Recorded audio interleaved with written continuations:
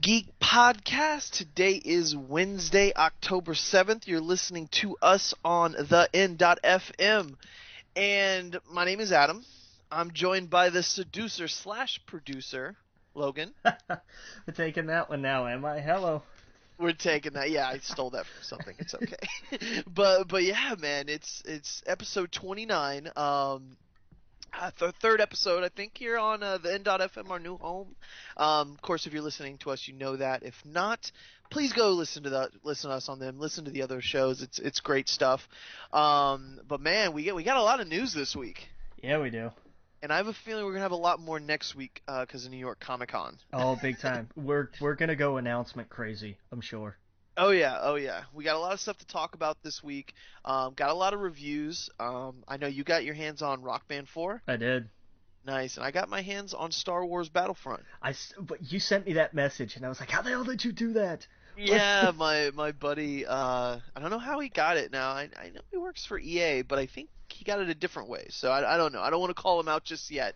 But yeah, no, somehow he got it. I played a little bit of it today, and it was fun. So we'll talk about that in a little bit. And everyone else can play it in 2 days anyway, so yeah, it's cool. But yeah, man. First and foremost, though, let's just take a step back.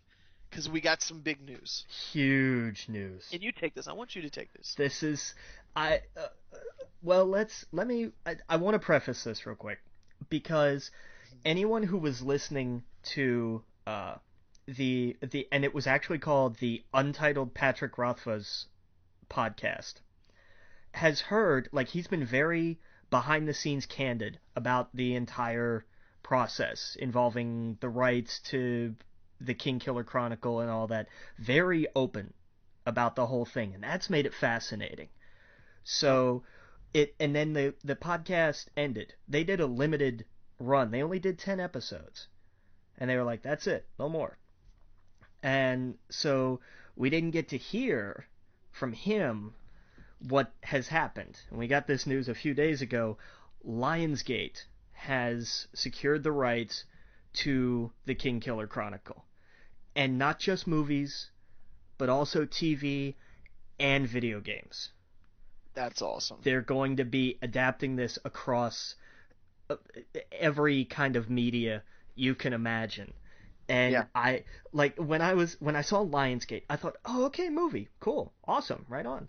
And then it's like, well, you know, we know Lionsgate for movies, but the way that I read this, they're gonna kind of be the broker for all of this. It goes through them. Obviously, they're not going to develop the video games because they're not a video game company. Right. But that's the thing. Like, they're the gateway to where they're the umbrella where all of this is going to live. Exactly. And just to give you an idea of some of the Lionsgate television, Orange is the New Black. Yes. Nashville. Yes. Like, there's some really good shows that they're doing. The other ones I'm not too familiar with, Chasing Life and Deadbeat. But, I mean, Orange is the New Black, to me, because I'm not familiar with Nashville. I know you've seen it, and I know you enjoy it, right? Yeah. I'm not current, but Nashville is a great character drama. Right. Yeah, that's what I hear. Yeah, and that, you know, he's and Pat's talked about on many occasions, that's the focus for the Kingkiller Chronicle, is that it's a character piece. Oh yeah. And Chasing Life is an ABC Family show. Right. That's one of theirs. And but again, very character heavy. Not tremendously interested in plot, in the sense of, like, oh, we have to tell the story about these events. It's we have to tell a story about these characters. Right, exactly. And the big one here that I left out was Mad Men. That was Lionsgate as well. Was it really? Yes. Wow. So there's tremendous talent. It's a great studio to get, and I personally would love to see this on AMC or HBO. It would kill. Yeah. It would absolutely kill. And or Netflix, I guess, is the other one. And that could work too. Like, this is the thing. Like, now here's all these facets of this universe now. What else can we get into here? What backstory can we dig up? You Oh know, yeah. there's And Nurse Jackie was the other one as well, and that's HBO. So like Lionsgate could go anywhere with it, yeah, yeah. really. Um, and that's good. That's such good news because this is a show that me and you have just told people forever. Like you need to read this, and I know anyone we've told, every single person's come back and said this is great. Like I'm not good with words, but this guy is like a poet when it comes to writing. It just It's it's the magic. easiest stuff to read, you Yeah, know. it's And oh, it go ahead. it tells this magnificent story. Anybody that has not read The Name of the Wind, stop what you're doing and go find a copy. Yeah. It's on Amazon. It is ridiculously cheap. The last time I checked, it was like $5 Yeah. for the Yeah. for the Kindle version and for the paperback. Like, Oh yeah. no excuse. Go read it, and I promise you, I got my mom hooked on this series. I got my dad hooked on this series.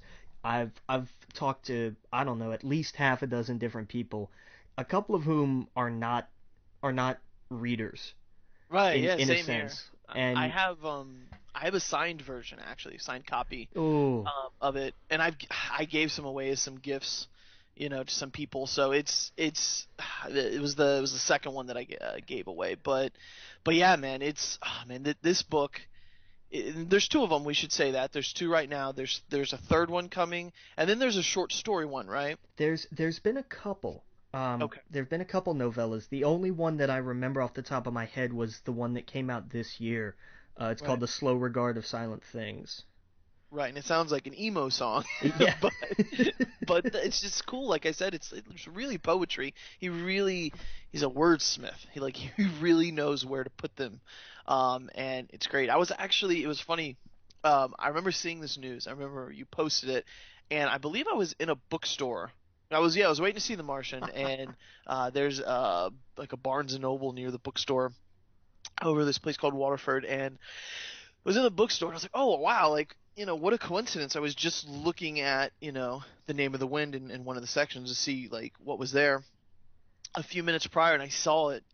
I saw it on Facebook, and I was like, oh, gotta share this. This is awesome. And I told all my friends, I was like, you got to read this. It's so good. So yeah, man, that's great news. I hope it's a TV show. If it's a movie, that's cool too. Well, the way that it sounds is that it's going to be all of these things. Okay. Yeah, so maybe if it's big enough, it'll be like, one can only dream it's as big as something like Game of Thrones, where they do a TV show and then they do a movie, to cap it or whatever. Yeah. Yeah, but oh man, it's gonna be amazing, and this just means we're gonna get more of it. This means we're probably gonna get pop figurines. It said video game rights, so who knows? You could do an amazing Tall Tale game or Telltale game with I this. that's what I kept thinking. I was like, how Yeah. how do you do this? And that's kind of the only one that I think fits. Well, yeah, and there's other studios out there like that. Until Dawn game, you could do one like that too. Well, yeah, no, I guess more like Telltale. I think it would work. Man, I don't know. Yeah, it's I don't it's know. just cool. You could tell a story of a different character in the same world too. It doesn't have to be the main story of Exactly. the book. Yeah. Yeah, because he builds such a cool and unique world where it feels familiar, but it's not. It's all like I want to know what's around every corner Yeah. in the book. So it's oh man, this best news we've had in a while. So yeah, dude, I can't wait to get to that. Can't wait to get to that year or two where we're getting this, we're getting the TV show, we're getting some pop figurines for my desk. That's gonna be a cool place to be. That's just I keep measuring things in, is it time for X thing yet? Like, is it Christmas yet? Because I can't wait for Star Wars anymore. You Right. know? Yeah, it's hit an overload with Star Wars, and yeah, it's at this point I think I'm building Star Wars up a little bit too much in my head. You'll be fine. Yeah, yeah. But yeah, man, I can't wait to get to that. So it's gonna be a good time. But we got a lot of news to talk about. We'll start getting into some movies. We'll take a quick break after that. Um, you want to take the first one here? Yeah, there's been talk for a while now about a sequel to Enchanted, and we got news that it is a project. It has a working title. It is called Disenchanted. Ha ha ha ha. And really, that's the news. Like we don't know anything else about it. Now, refresh my memory. Enchanted, what was that about again? Enchanted was the one that crossed. Like that was when they came out of the make believe world into the real world. Um, and I gotta tell you, I didn't watch much past that. Actually, I had a I'm trying to think. Oh, it had Patrick Dempsey in it. yeah, and Okay. was it Amy Adams? I think Yes, I think yes. so. This is when she wakes up and she's like, oh, oh, oh, and she tries to hit things with the. Yeah, yeah, I remember that. I had Yeah, okay. I my thing with it was I couldn't I got to a point where I hadn't watched it up to a certain point, and I somebody that was a huge fan of this movie, they were like, you have to see it, you have to see it. Um, and then they passed away, and oh no. I can't watch this movie. Right, I yeah, so just it can't takes go on an to it. extra meaning for you. Maybe one day, but just every like I keep Dude, thinking I want to watch it, and then I try, and I'm just like I can't. that's it's not funny you say that, but it's interesting you say that because there's a lot of things that are normal to most people that I'm like I can't see that film or like they'll be like let's go to this show and I'm like I don't like that band anymore. They're like what? And it's weird because it's weird how things in life really affect you. Yeah, Where like there's certain like you said certain films like there was a I forgot what film came what I'm sorry, not film. It was a TV show that I used to love, and I used to love watching it with somebody. Not anymore. Like it's totally ruined for me. And it's funny how other people can affect that part of your life, positively or negatively. Does that totally. make sense? Oh yeah, oh yeah. Yeah. And so there's little things like there's some I don't know. I find that fascinating. Like and you can't get past it. Like there's no like middle ground. There's no like yeah that movie comes on TV you're not going to see it or it's a film you used to like or whatnot. It's just such a weird thing to me. Yeah. And I noticed that the other day too, because like somebody was like, "Hey, let's watch this." I'm like, "Nah, it's." They're like, "Why not?" I'm like, "I don't want to get into it. It's a big story." I was like, "Trust me, you don't want to hear it. Let's just find something else." Yeah. And you gotta do that awkward sidestep of like, Let's watch this," and not try to make a big deal out of it, but you'd end up doing it. So Exactly. yeah, yeah, and I just it's funny. Like I said, it's not funny you said that, but it's just interesting because that just came up. So, um, but I don't know. We'll talk about that. Maybe that's a conversation for another day. But what we're gonna do, we still got a ton of news to talk about. We haven't even really touched movies yet. Um, we got some movies, TVs. We'll be right back. Again, you're listening to We Geek podcast on the N.FM. Welcome back. Listening to We Geek podcast on the N.FM, and we got a lot of news to talk about. Let's get right into it with the movies. We just talked about Disenchanted, and now we got some Ghostbuster news. Yeah, this was interesting because they when there was talk about doing another Ghostbusters reboot, not just Paul Feig's, but another one, the one with Channing Tatum that was being bandied about. Ivan Reitman was kind of the first one to say, no, no, just Paul Feig's, and that's it. And now we find out maybe Reitman is actually producing an animated Ghostbusters film to go along with this. Right, and this is what I saw, and I guess I didn't see the film part. I thought it was an animated TV show. No, they And I did one thought, of those. oh, okay. Yeah, they did Well, no, the I meant like a real. new one. Oh yeah, yeah. Yeah, I thought like, the movie's coming out, they'd have a TV show to go along with it, kind of like they used to do with everything back then. You Yeah. remember the John Candy animated show, Camp Candy or something? Oh, yeah. Actually, I think so. Yeah, let me let me That's see if I can bring it up real fast. It was like yeah, it was Camp Candy. And that's I used to love that show. that's a deeper cut than Bobby's World, man. That's a hell of Oh, a pull. everyone knows Bobby's World. Come on, Bobby's World was now deeper cut than that. Remember Eek the Cat? Yes, I love Deke the Cat. Yeah, yeah, dude. They made animated things about everything back then. Ghostbusters would be perfect. It's kind of the ripe universe for that. Do a crossover with Ninja Turtles, like the comic book. There you go. Totally. Yeah. Um, yeah, we got some Star Wars news. Kathleen Kennedy says new trilogy will be a generational story continuing the Skywalker. So the family. So we kind of knew this, right? This was assumed, I guess, just by everybody. I think it was just kind of expected, Right. So really. they're just like, it's official now. So this, I think this is going to play a lot into, you know, who the kids are. We'll find out exactly in the film. You know that we know kind of their first names. We don't know that. I think they purposely did not reveal the last names because it's going to be like, oh, that's who that is. That's who that is. Um, and I got my fingers crossed for. Oh wait, what's his name? Is going to bother me. I'm not going to say until it's. um, it's not Poe, is it? Yeah, Poe Dameron. Poe Dameron. Okay. He's the son of the characters in the new Aftermath book Right, and comic series, right? right. Okay, I was just listening to a podcast with him the other day on the Nerdist, and he briefly talked about that. He was like, "Yeah, I'm a legacy character," and I was like, "Yep, that's what they're talking about."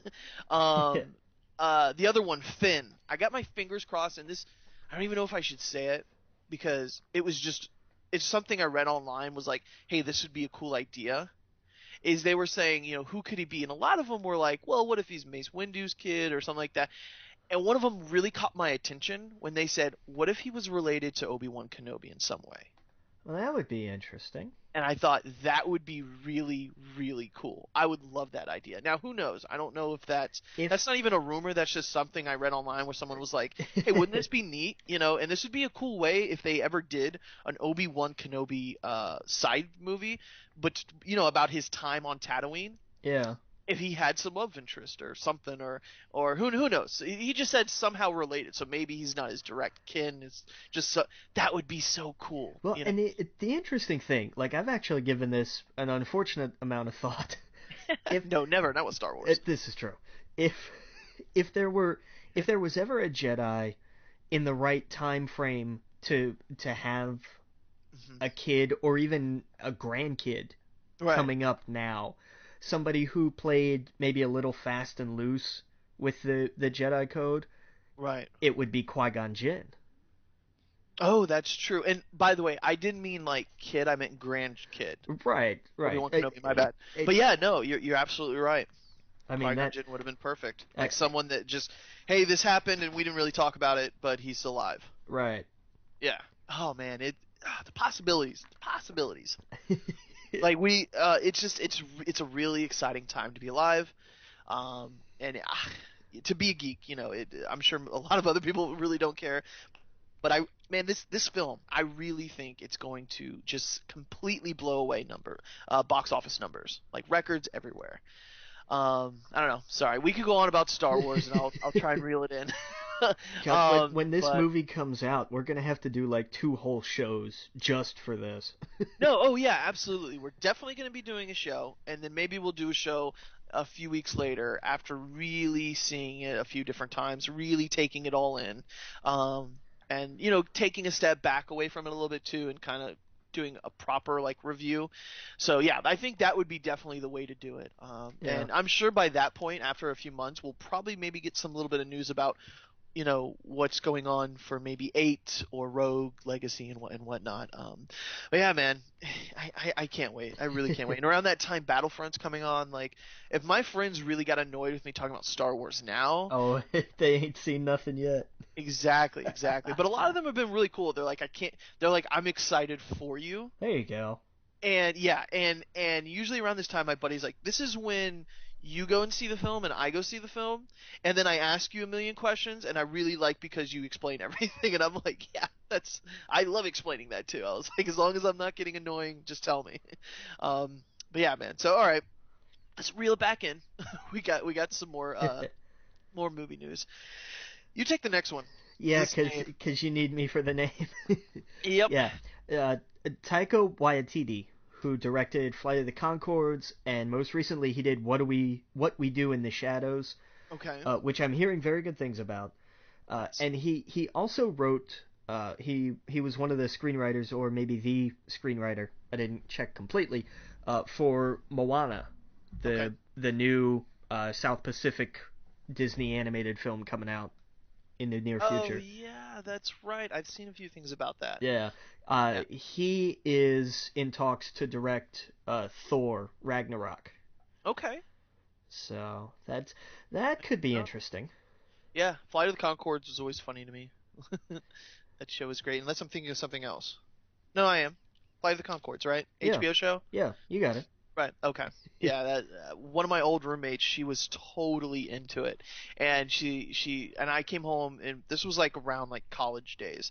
I was inebriated, and she was like, "Sit down, watch this." And they did like a whole bit like where they were singing about Lord of the Rings. It's just, I was sold. I was like, "These guys are great." But yeah, that's cool. We got some Pacific Rim 2 news. Yeah, because it's another week. Right. Oh yeah. Let's see. Del Toro tweets interest in casting. How do you pronounce her first name? Maisie. Maisie Williams in Schrodinger's movie. Yeah. So that's cool. So yeah, they're on again. They're off again. They're casting. They're interested. They're maybe not. Maybe next week he'll tell us something else. Yeah, right. It's Like just every single week. I want him to come out at one point and just it just like in a couple months put up a trailer and it's all stop motion Right. just to freak people out. Like that would That be awesome. that actually would be pretty cool. Yeah. Oh yeah. And apparently, we got New York Comic Con coming up, and besides, the one on the West Coast, the main one, every year, the international one, New York's the one where we do get a lot of news. Yeah. Not necessarily film and whatnot, but some stuff does pop there for film and TV, and I'm kind of excited because usually this is the one where comic book stuff actually comes out. Yeah. So apparently there's a huge Batman thing. That's what I hear. There's a huge Batman thing. I don't know if it has to do with film. That's why I kind of want to mention it right now. I don't know if it has to do with film or the comic book. So we'll find out. But this next news, which doesn't surprise me in the least, but I was surprised that people were surprised about it. Yeah. That was what surprised me too. Yeah, Transformers Hasbro's confirmed Transformers 6, 7, and 8. Yeah. Well, cuz Which we heard what months ago that they brought in Akiva Goldsmith right. uh from the Schumacher Batman movies Hmm. to I think yeah, that was him. To He did some other stuff too that actually won awards, but that's what I keep going to because people need to be reminded. Yeah. But no, they brought him in to help kind of like Godfather this whole like universe that they were going to create with Transformers, and they've said they've pretty much mapped out like a 10-year plan. So Right. And I did see that Michael Bay came out and said it's not official that he's directing the next one. He's just met with Steven Spielberg and they're discussing what they're gonna do. So apparently that he's not officially on board. I'd love to see who's next. anybody, Yeah. I will take Shia LaBeouf directing these movies Yeah, man. He was in just Tomorrow World. just because I mean that would be interesting. Oh, it'd be totally interesting. Yeah, and this is one of those things where it's kind of like Star Wars, and I don't want to compare Transformers to Star Wars, but in this, you want new blood, you want something different. Give us something different. Maybe give us a. I know this is probably not going to go over well, but something smaller, something a little bit more tight than this Something huge world expanding universe. Give us a more personal story. That's why I liked the first one a lot more than any of the other ones, is because you were following Shia around, and he was actually really good in the film. I liked him in the film. I liked his character development. I liked him and Bumblebee's little story. It was cool, and then it just got completely overblown.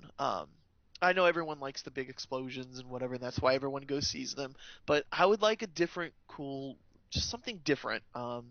But if you're not on board with the Transformers films now, this isn't for you. Do not go see them.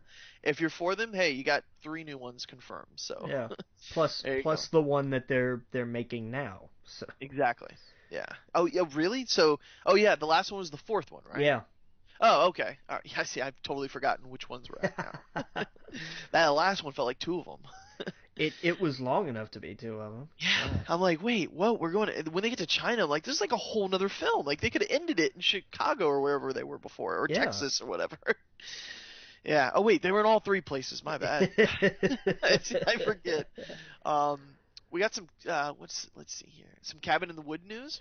This was interesting because this was just Drew Goddard who had directed Cabin in the Woods. Just happened to mention we were talking about Lionsgate earlier that the studio had approached him and Joss Whedon about a sequel, Oh. and they kind of said no, not Right. because they weren't really feeling it. Like that's Right. their whole thing was like this was the story.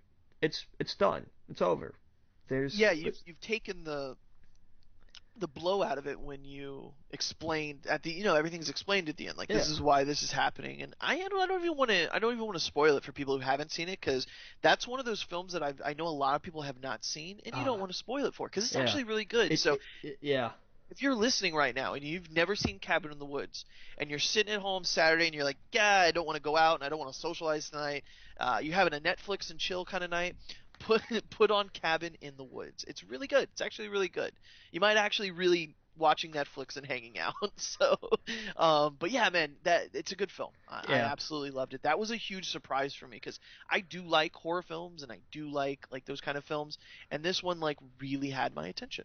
It just because of how you start at the begin. You see, the thing was like I missed the first handful of minutes, Oh, okay. so I missed the setup to where it all came in, and then when you get Oh, further on, I was like, oh man, like it for me it was a complete swerve because I yeah. missed the first like 6 7 minutes. Yeah, yeah, it totally was. It it comes out of nowhere, and that's all I'll say about that. It was definitely a different take on it. Yeah. So that was cool. But hey, man, we got a lot of news. We'll be right back. Again, you're listening to We Geek podcast on the NDEF.FM. See you in a minute. Welcome back. You're listening to We Geek podcast on the N.FM, and we have so much news. We're not even scratched the surface of movies yet. Man, let's just get into it. We got some Leatherface news. Yeah, I forgot this was a thing. Directors Alexandria Bastilio, I know that's wrong, and Julian Murray discuss upcoming Texas Chainsaw prequel. Describe it as a road movie. Yeah, it's okay. Okay. One of my favorite scenes now, Leatherface, that's the Texas Chainsaw Massacre, right? Right. Right. My favorite scene in that film is when they're in the vehicle and they stop to pick up the person on the side of the road, and she ends up pulling out a gun. Oh, you're out, talking about the remake. right, out of a Okay. pocket, even though she's wearing a dress and she has no pockets. She pulls the gun out and kills herself, and I'm just like, oh my god! And Yeah. it sets the whole It tone for the rest of the film. yeah, That it that really was a good does. scene. Stuck, yeah, it stuck with me. I'm like, wait, where's she getting that gun? Oh my god! It's just like, what is happening right now? But yeah, yeah. So that's interesting. People like those films. So let's see here. I guess we skipped that and went to Cabin in the Woods, didn't we? Yeah, that's all right. That's cool. We got John Wick 2 news. Yeah, I thought this was interesting. Yep. Keanu Reeves discussing plot in upcoming sequel. Says it revolves around. Wait a second. Around he talked about the dichotomy of the idea of John Wick being two people. I That like there's copied the wrong thing. I'm sorry. Go ahead. You're all right. That there's John Wick, like the mythical legendary assassin, and then there's John, just the normal family guy. And the idea being that John Wick's past has caught up with him, and it's messing with normal John's life. Okay. So it's kind of like an alter ego sort of idea, but it's and so what did he what was it exactly that he said, that it's like John Wick having to fight for John. And I Right. thought, well, that's okay. That's a roundabout way of putting it, but that could be interesting. Didn't he keep saying in the first movie? What was the thing he kept repeating? It was like, "I'm not back," or something. Until he got to the one point where Right. and it was in the trailer too, not a spoiler. It was like, people keep saying I'm back. Yeah, I'm thinking I'm back. Yeah, yeah, exactly. That was one of my favorite parts. I And just that's a remember the whole film, or most of it. It was like building up to that. He's like, "I'm yeah, thinking I'm back." Yeah, and that's a that was good good. movie too. It really is. John Wick. If you've not seen it, that's another one. Put that on your list of movies. Never seen it? Definitely see it. It's Totally. really good. We got some Flash news here. You can take this one. Okay. Seth Graham-Smith has been tapped to direct the Flash movie that they're doing, coming out in 2018. Hmm. Uh, it'll be his directorial debut. He's never directed. He did a couple episodes of something for MTV.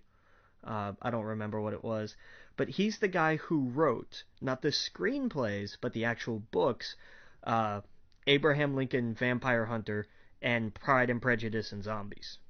Oh, okay. So uh, I know which DC movie I'm immediately going to skip. Right. I So, have. yeah, okay. So you've read these books? They're awful. They're terrible books. Yeah, Like they're. I get the conceit. Like you take something and you flip it and you make it, and it's a funny premise.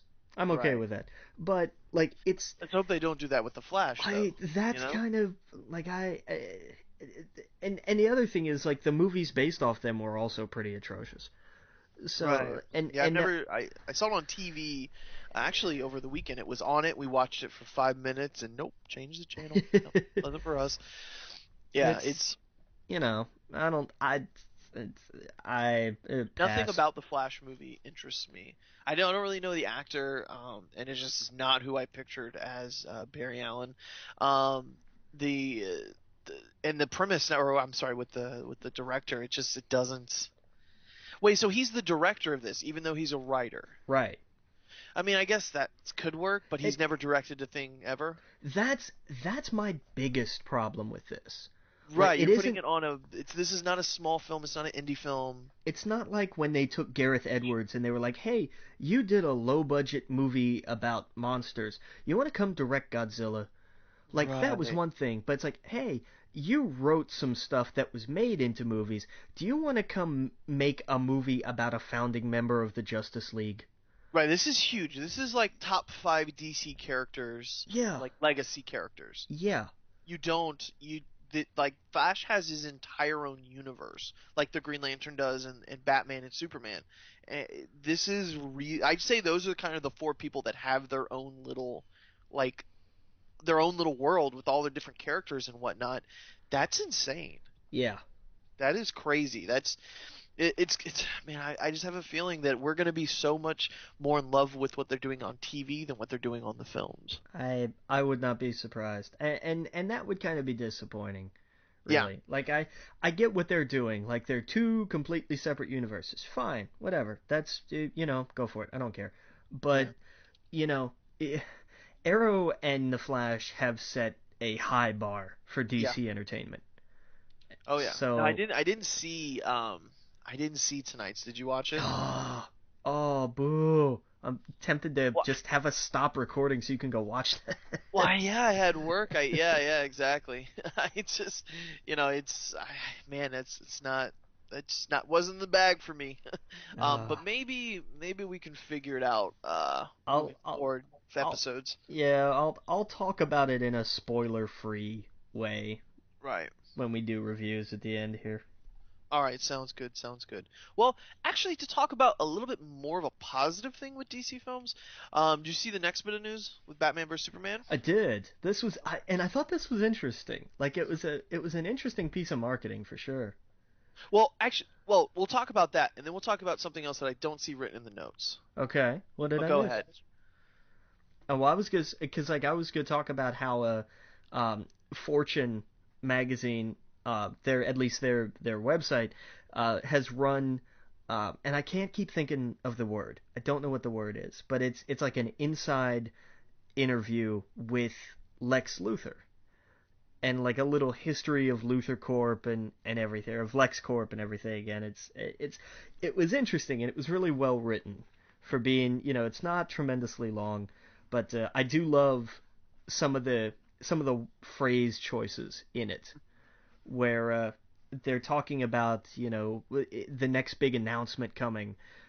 because What did? it's why LexCorp is doing military contracts and Wayne Enterprises won't. And he's saying, because the next threat could be hurtling toward us like a speeding bullet. Oh, nice. And it just sounds like, Oh, that's cool. oh. Well, did you hear the big news this week? No, I don't think I did. Jesse Eisenberg. You, Yeah, you you know who he's playing in the film? he's playing Lex Luthor. He's not. He's What? officially playing his son. What?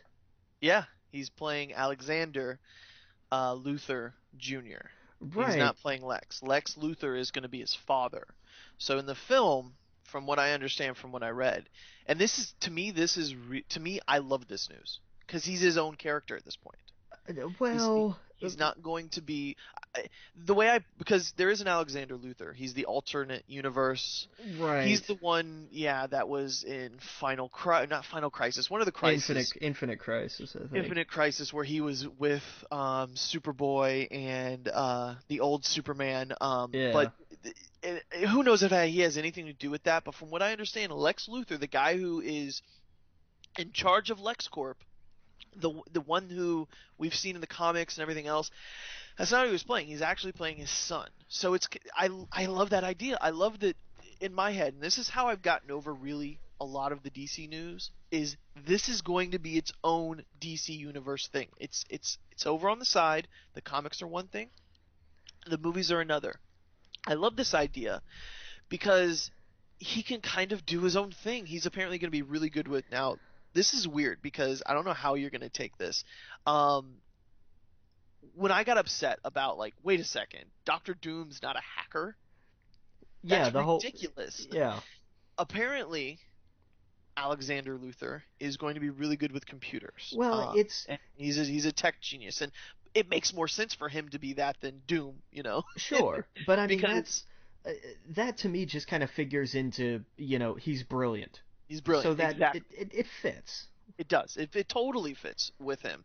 And the reason why I like this news a lot, like I've said it a bunch of times, is that he can do his own character. He doesn't have to abide to all of the Lexes we've seen because it's his son. It's a new fresh take. And this right here gives just a little bit more light shining on the fact that what if the Joker we've seen in these trailers and whatnot is not the Joker that we've always known. It's a new take, which clearly it is a new take, but it's not like we've heard the rumors. It might be Jason Todd. It might be someone else. This gives that kind of credence just a Eh, little bit, that if they're doing that with Lex, why wouldn't they do that with the Joker? And if that's true, if these characters, I think it's really, I mean, me personally, it really makes me like, oh, okay, all of that's taken off. I'm going to enjoy the film for what it is, hopefully, and I'm not going to go, that's not what Lex would do. That's not what the Joker would do. That's all. What are they doing? I'm not going to do that because they're different characters, I and they're just a new spin on it. I would like to be on that same boat, but I keep thinking back to Smallville, where they made a big deal out of Lex. They did the father son dynamic with Lex Luthor and Lionel Luthor, and Right. it just seems to me like all they've done is just change the name. Well, this is a way to me just for them to go. It makes sense. Everyone's like, Jesse looks too young. He doesn't look like Lex. He looks like a kid. Like okay, he is in the film. He is, and this is a way for them to go. This Lex Luthor's his dad. Maybe he says it in the film. He's like, I'm not Lex. That's my dad.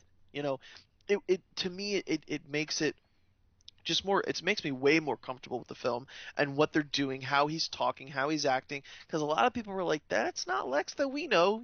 This guy's got long hair. It's not even curly because that's how Lex's was in the comics before he got it all taken off. Do you know that's why there's a beef between Superman and Lex Luthor? Yeah, because He that's yeah. he came in and experiment blew up or whatever. He lost his hair due to it. Yeah. Yeah, so I don't know. I don't know. It's news at least that I was like, I like that, and it's the same feeling I got when I heard that. What if that is Jason Todd that was beaten and tortured into going crazy and that the Joker was just this idea. This guy who did it, who was the Joker, who might not be around anymore, but now has created a monster in this Jason Todd. And now he's kind of taken the mantle. And I love that. I It's really love that idea. it's a really great idea, and that's exactly why I think it's not a thing, because I think that's too clever for the DC film universe. But you know what? Oh, and we'll talk about it later. I Yeah, we like what they. will. Yeah, We we'll will. talk about it later. Because I don't want to get into spoilers. Yeah. But that was great. Yeah, I didn't see that coming at all. But yeah, Yeah, we're gonna talk about that. exactly. Yeah, so we're still in the movie news, but guys, we gotta take a break. We'll be right back. Again, you're listening to We Geek Podcast on the N.FM. Welcome back. Again, you're listening to We Geek Podcast on the N.FM, and we're getting out. We just got a little bit more to go with movies. Promise you. Got some Black Panther news. F. Gary Gray, straight out of Compton, is in talks to direct the Marvel film. I love that idea. That's interesting news. Yeah, That's very interesting news. I really love Straight Outta Compton. It That was was one a of my favorite movies this film, it or was a one good of my favorite films this year. it was a really well done movie. It Oh really yeah, was. oh yeah. John Robert Cole. Joe. Oh, oh yeah, it does say Joe. Duh. Joe Robert Cole recruited from Marvel's in-house programming to write. Yeah, and that's interesting because that was how we got the script for Guardians. Hmm. Was from their own little internal whatever it is that they've got going on there. Yeah, and it was great. I think Guardians is one of the best written out of all the Marvel films. Agreed. Yeah, I'm really liking the weird, quirky ones. Like I like Guardians. I liked Ant-Man. I really want to see Ant-Man again. But we gotta wait for it to come out on Blu-ray. Yeah. Um. Let's see here. Overlook Hotel. Producer James Vanderbilt. Uh. Describes prequel film as completely its own film. Yeah, this is the prequel to The Shining that they've been kind of kicking around for a while. Oh, okay. What he was trying to say was like it's not, 20 years before The Shining, this was like this or what it's not. It's just a movie that happens to be, there will obviously be some sort of like nods here and there, but it's not reliant on The Shining. Oh, okay. So it's gonna be it's not like, oh, this is what Scatman Crothers was like, however long ago. No. It's not gonna do that. Oh, okay. Yeah, no, I mean, Shining's a good film. Like, there's so many people that love it that I don't know. It's gonna be interesting to see what a prequel to that would be like. I know a lot of people will be like, "Nope, do not touch it." Yeah, Right? but again, that plays into this whole thing, is that they're not gonna. Oh, that's good. That's good. And I think that's smart, Yeah, where yeah. it's not No, absolutely. because you're intentionally saying you're putting off that kind of backlash by saying no, it's, we know it's connected, but it's actually, it's not really connected, so you're Right. not nobody's gonna be like, you ruined The Shining for me. That's true. They can create their own thing, and it gets people in the door because it's got that shining, whatever. But it has nothing to do with it, so it's like, you can't mess with it. There you go. Oh yeah. Now I didn't see this trailer. The Good Dinosaur. There was a new trailer released. Yeah, you didn't see that. No, I didn't. Oh, it Tell me about it. it does what Pixar does. It makes you cry like a minute in. Aw, that's sad. And it was interesting because I was under the impression that the dynamic was going to be like the way we thought about it. Well, dinosaurs didn't go extinct and now they have to coexist with man. Oh, like some kind of Flintstones sort of thing. They Right. they flipped it. The dinosaur has a pet cave boy. Right, right. Well, that they kind of did that in the first trailer. I don't know if I ever saw the first trailer or not. Oh, okay. Yeah, no, in the first trailer it was like what if the meteorite didn't hit? So they Right. both coexist, and then it showed them helping each other out. And they were like, "Okay, well, I need you and you need me.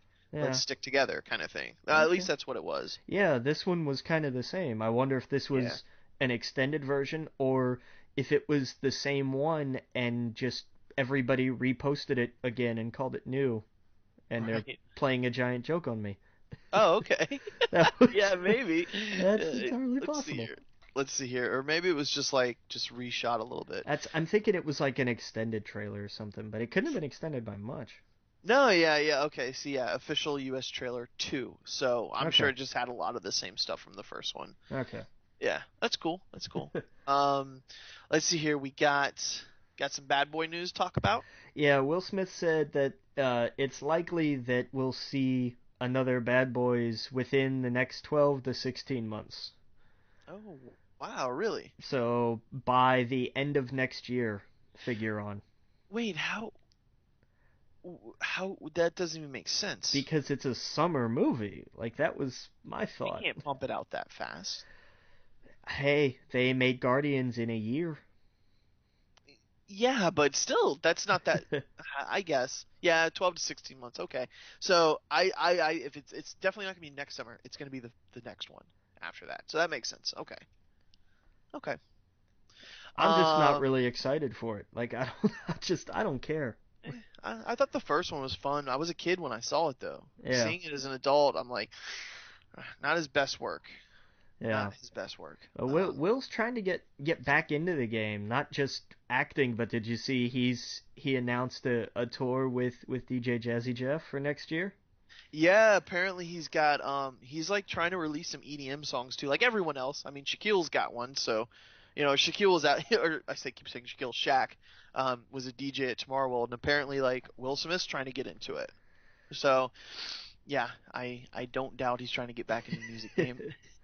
Well, he's the only one of that bunch that had musical ability. So, Yeah, that's true. oh Well, boy. let's switch some gears here. Let's finally get into some TV news. Put some Yeah. movies behind us. Um, The Flash, Vanessa Williams' role revealed as Iris West's mother. Yeah, we mentioned it last week, Right. and I think it was probably me who just kind of wrote this out outright because I thought that they talked about that she was dead. Yeah, they announced in I remember seeing previews or something where it was like she's related to her, but Yeah, didn't say how. but So yeah, I guess his mother. Yeah, that's one part that I was fuzzy on too. I knew that her mom wasn't around, but I thought she died. So yes, that was what I hopefully that thought too. But maybe apparently she just not. left or something. Maybe it's something to do with the new episode that I haven't seen yet. So who knows? Um, but yeah, this next bit of news I thought was really cool though. This kind of floored me just because I never would have seen this coming. Well, we talked about this. You don't remember? We talked about how I thought Watchmen would have been a really good TV show or something along those lines, like a Right. comic book TV show like that. Yeah, and I said, but they already did a movie, so give it a few years.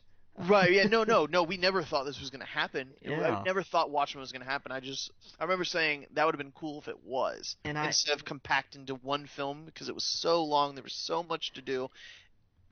Why not do a TV show? it makes more sense as an HBO TV show. Oh yeah, It really absolutely. does. And the thing that kind of knocked me back about this was that they went to talk to Snyder about it. Yeah. They Oh sat yeah. with Zack Snyder and talked about it, and I thought, okay, now I'm just confused. Well, I mean, I liked the look and the tone of the movie. Agreed. First one. The first 5 minutes of the opening is the best thing about it. Agreed. Like that Totally. they could release those every few months, like new music videos of Watchmen, and I would be in because I remember watching that film and that was the first thing you see, and I'm just like, yes. Now that this, people are gonna give me crap for this. I never read Watchmen before the film. I heard it was good. It was one of the best comic books of all time. Yada yada yada. And I was just like, I'm weird because if I know the movie's coming out and I'm excited for the movie, I don't want to read the book because I know it's not going to be as good. Right. Yeah, so I watched the film and I liked it. I understand why a lot of people didn't like it that enjoyed the comic. But I don't know. I thought it was good. I enjoyed it for what it was, and I've watched it a few times since then, and I still think it's cool. Um, but yeah, so that's good news. That's what we need. We need something on because that's one thing HBO hasn't really touched The Netflix has a lot of the other networks. They all have comic book stuff. HBO's the one that's kind of like they haven't gone there yet, Yeah. and so this is gonna be really interesting. Um, let's see here. You take the next one. The BBC announced a spin-off series from Doctor Who. It's going to be called Class, Right. and the whole idea is that uh it's British teenagers in I think it's a boarding school having to deal with monsters and aliens and whatnot. It's the school. It's the school in the show though, right? That one lady. Is it She Claire? has that. Is it Clara's school? It is Okay. right. That's I what I thought I read. I I didn't. I don't think I I might have missed that piece. Okay. Yeah. I think it's her school. And here, let me It would see. make sense Right. Right. Let's see here. And because it's I gonna don't. be like a. Didn't they say it was supposed to be kind of like a yeah, like you said, teens and monsters, so it's gonna be like a young adult type Yeah, show. yeah, Yeah. Let's see here. yeah. I didn't. And I because I know it mentioned the name of the school, but I don't remember what the school on the show is. I mean, I couldn't even tell you. Okay. Yeah. All right. Well, I'm not gonna waste time reading this thing, but yeah. So that's cool. All you Whovians out there, you're gonna get more Doctor Who.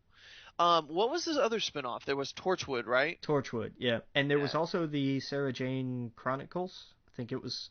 I can't remember if it was Chronicles or Adventures. I think it was Chronicles. Okay. And didn't the actress passed away, right? Yes. Yeah, Yes. that's what it was. Man, yeah. There's. I need to get into Doctor Who. Yeah, I've you seen really do. the newest episode. Yeah, I know you're gonna kill me, and I promise you I will. I will be watching it. There's just so much stuff, and I actually need to do it before all this stuff starts coming back on TV. Yeah. Yeah. Um, yeah, but I watched the latest episode. I thought it was pretty good. I obviously need to watch a little bit more to understand the relationship and stuff Yeah, like that. because Yeah, their dynamic has evolved a lot. yeah, I was watching it thinking I need to go back and watch the previous season. It was just I knew I was coming up to this day and I'm like I gotta watch some of Doctor Who, so I thought I'll just throw on the last one. Yeah, I really need to start from last season to kind of understand the dynamic and whatnot between them. But yeah, that's on my to do list. So Yeah. um, let's see here. We got some more news about that Teen Nick stuff. The Splat Yes. 90s programming block begins airing on Teen Nick, and that already happened, right? Yeah, it started. It started the other night. Started Monday night, Oh and they yeah. had what did they have? They had Doug. They had the Adventures of Pete and Pete. They had a couple others that I can't remember, and they also had You Can't Do That on TV, Oh which really? was awesome because I had totally forgotten about that show. Nice. Yeah. Yeah. Me too. Yeah. I'm just Until you just mentioned it. I want to see like when are they gonna run episodes of What Would You Do? Yeah. That was my favorite. Oh wow. That was hands down my favorite one of those shows. Oh yeah. Yeah. There's a lot of weird things. Nickelodeon really took risks back then, They did but paid off. big time. Oh yeah.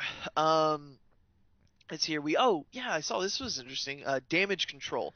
Marvel and ABC developing half-hour sitcom based on superhero cleanup crew. Yeah, we heard a while back that DC was doing the like office style show about an insurance company Yeah. Yeah. set in the middle of their universe. And apparently I guess somebody at Marvel went, "Hey, wait a minute. We actually have a thing like that." Yeah, exactly. Yeah, I went back and or no, it was in the article that I read. It had all the like old comic books, and it was basically like some superhero, and they always seemed like a jerk on the cover. Where they're like, "Sorry, I gotta go, guys," and they're like, "But you destroyed a school, and there's a whale over here. Who's gonna clean this up?" Yep. So, Call yeah, so, damage control. yep, yep. So that could be really funny. Like this could be like I see this as like The Office or something like that, like a comedy. I hope so. Oh yeah. But hey, we got a little bit of TV news. Got a lot more to talk about. We'll be right back. Again, you're listening to We Geek Podcast on the N.FM. See you in a minute. Welcome back to We Geek Podcast, and yeah, man, we still got a lot of news. One more bit of information about TV. We got Nancy Drew. This Um, this this cracked me up. yeah, CBS recruits Joan Rader, and Tony. How do you pronounce his last name? Felon, I believe. Fallon. Yeah, it's spelled funny for me. Grey's Anatomy. To help develop a series based on mystery novel series. And there was a little bit of plot synopsis. This isn't going to be, like young preteen or teenage Nancy Drew. This is grown up early 30s Nancy Drew Oh, working okay. for the NYPD. Oh, okay. So So it's a there little bit of a twist. it's a modernized kind of tale. It's Hey, they do with Sherlock. How many different versions of Sherlock Holmes do we have? exactly. Yeah, I listened to an interview with Sir Ian McKellen about his role, and I won't talk too much long about this, but in Mr. Holmes, Oh yeah, yeah. I really want to see that film. I think I probably have to wait for it to come out on Blu-ray or something, but that's one film I really want to see where he's like 90 years old and he's at the end of his thing, and of course it takes off the idea of what if he was a real person, because he's not. A lot of people don't know that, but he's a fictional character. Yeah. And he's in his 90s, and Watson kind of wrote this story. He wrote all these stories about him that a lot of it isn't true. Like he preferred a cigar over a pipe and stuff like that. I don't know. It just seemed like a really cool, neat idea. But I really want to see that. All right. Well, we'll get into video game news. Hang on. I Oh. actually I found a bit of TV news Oh. Okay. just recently. Uh Breaking news. Do do do do do do. yeah, do, do, do, do, do. Yeah. uh Cartoon Network Canada, whether it was their I think it was their Facebook account, uh in response to something, outed the fact that they are making a new Justice League cartoon Yes, that's right. and that it is coming next fall. I did see that. Oh yeah, So that's that's awesome. Yeah, yeah, we saw the poster. What was that, like a month ago maybe? mhm. And it was like, hey, this poster's hanging up, and everybody went, new JLA, and it was like, okay, don't get excited. Yeah. We don't know. That could just be promotional art. We don't know. Oh But yeah, yeah. No, that's awesome. Yeah, I know. A lot of people have been clamoring for this. They wanted, because Young Justice was kind of the last big thing they had. But yeah, yeah, that's awesome. Um, all right. Well, let's get in some video game news. You take the first one. yeah, I thought this was interesting, just for curiosity's sake. Um, Hideo Kojima tweeted a picture of himself hanging out with Mark Cerny. Now, if Okay. that name doesn't ring any bells, he was the lead architect on the PS4, Okay. and he's consulted on a lot of different games. On Knack, most prominently. There've been a couple other big titles whose names escape me at the moment, but just an interesting kind of picture, you know. Oh, nice. Yeah. Yeah. No, that's cool. Okay. So you saw what was tweeted with it, right? What was tweeted with it? Okay. hold, hold on. Oh, wait, you know what? Never mind. I'm thinking of a completely different thing. I apologize. He tweeted a picture with oh, his name is this is gonna We gotta go. We um gotta go find another. Whoa, was it a picture with somebody else? yeah, yeah, it was a tweet he did. Who's the voice actor for The Last of Us? No, Uh, no, no, not The Last Joel's brother in The Last of Us. God, he's like the most famous voice actor. Nolan North. Not Nolan North, the other one. Not Nolan North. Oh man, yeah. Oh, shame on you, Logan. You should know this. Um, yeah, the guy from Far Cry 4. Yes. Um, uh, uh, like, Troy Baker. thank you. God, that was. Yes. I got Travis stuck in my head. Like Yeah. No, I don't wow. even know if this was real. Hold on a second. Here, yeah, yeah. It was it said with Troy Baker, actor for Ocelot. He sold me some weed. It's hard to get in Japan. I don't know how real that tweet was, but I saw that actually came up today on Facebook, and I was like, No way. But I mean, he's in California. It's totally legal. Yeah, It's you and know, it's possible just because Hideo has a sense of humor. He absolutely. would totally do something like that just to be funny. Yeah. Oh yeah. Oh yeah. Yeah, we got some Star Wars Battlefront news. I like Uh this news. I like it a lot. oh yeah. DICE announced Star Wars will not have microtransactions. Hooray! Exactly. So that's cool. From what I understand, there's gonna be a lot of like customization you can do in the game. But you Um, earn it. yeah, Like exactly. You it's earn it, yeah. and that was one of the things I was going to talk about. Like when you're playing it, the more you play, you start unlocking things. Like like I started out as a rebel, and it was like, oh, you unlock the ability to be a stormtrooper in this outfit. And I was like, oh, that's cool. Like I can look like that, you know, and just a bunch of other stuff. So Nice. yeah, so the Dice is doing the right thing. Um, on the other hand, Destiny announced that they have now an in-store thing in the game where you can buy like emotes and you can buy shaders and you can buy all cosmetic things. Right. None of Oh. them are you're not buying weapons or anything like that. Like that. Right, it's just like, hey, you like an all dark shader, you can purchase it instead of actually find it in the world. Yeah. And from what I understand, a lot the shaders are going to be they're not going to be like exclusive to buy. Like you can buy them if you want them, or you can earn them in the game. Yeah. But That it's all cosmetic. Um, uh, and that's what along with that, they also announced that uh, there will be free missions and quests, and they didn't say maybe I don't think they said raid, but there's gonna be free content throughout. They're not going to be doing a new expansion every 3 months, basically, like they did before. Uh, interesting. there might be one or two this year, big ones, but in between that, they're going to have a lot of free stuff released. Huh. So in a month or two from now, we might get a whole new Nightfall that just doesn't exist yet, and whatnot. So I thought that was kind of cool. They're really reining back on this. We're gonna release a new $20 to $30 expansion every 3 months that you have to get. They're gonna be giving you free stuff and just spacing it out longer, which is good. Nice. I think that's good. Um, I've been really enjoying a lot of the new content because it's like, for example, this week they added a daily where the daily if you did this mission last week or the week before, there weren't these three ghosts in them. So for example, today, or yesterday I should say, um, if you went into the daily, there was three ghosts on the level. You had to find them. They're in like weird places. Now, who found this to begin with? I have no idea. I'm sure the people Bungie leaked it. But like you find those three ghosts and you start a mission. Well, guess what? You get that mission in your inventory and it doesn't do anything yet. It's for the future. It's going to unlock something in the future. So the only way to get it is to do that daily. Now, if you didn't do it yesterday, oh well, you got to wait until the daily comes back into the rotation again. And then once you hear that, oh, that daily's today, I got to stop what I'm doing and I got to go do it because I want to get that mission for something that we don't even know about yet. So Interesting. it's cool. It's really cool. I love that idea that's why I like Destiny is there's always something to do in it. Um, Yeah. but yeah, so we got some other big news. Now this was really cool.